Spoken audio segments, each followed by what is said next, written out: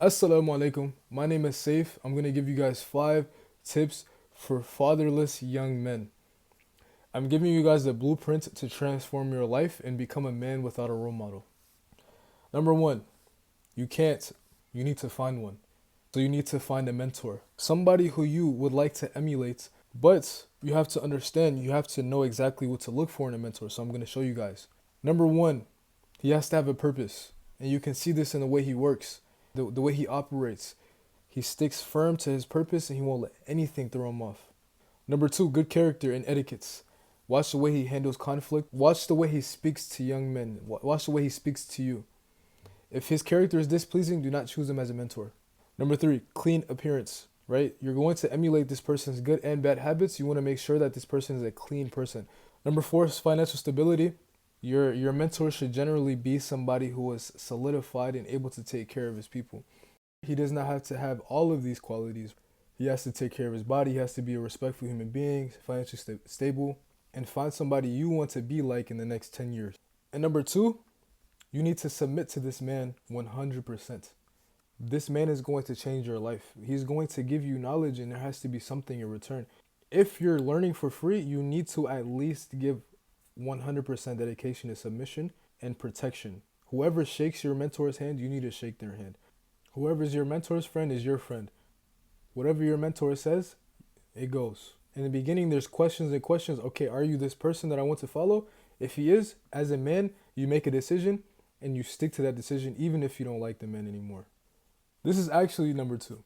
You need to disappear for at least 3 months. People call this the winter arc. Some people call this the selfish phase. Call it what you want, but you need to get off of social media. You need to be untouchable. Nobody has access to you. Only people that have access to you are those in your inner circle. And those are the only individuals that should have your number. No FaceTimes, nothing. You need to go to bed early, live a disciplined life, and get away from everything. Spend every moment of free time with your mentor. Spend every moment outside of that building your discipline. Malcolm X, if you guys know, was in prison.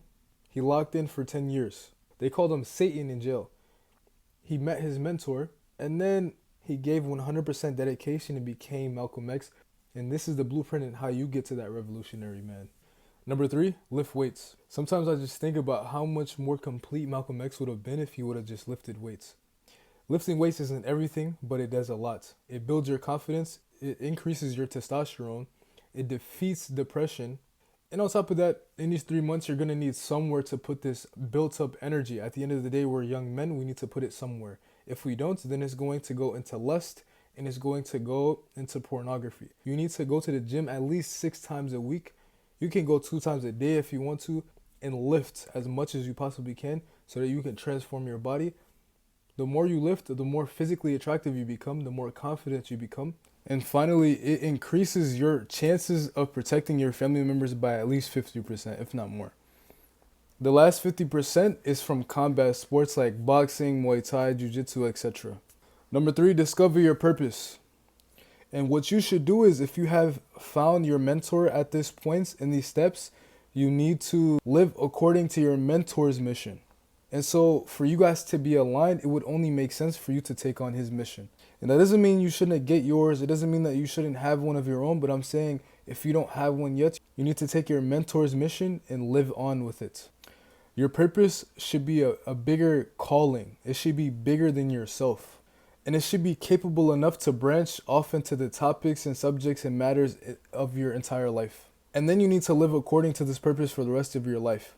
This purpose goes over your mother, your wife, your daughter, even yourself. You need to have the mentality that you will die for this purpose. And then you need to master your mind.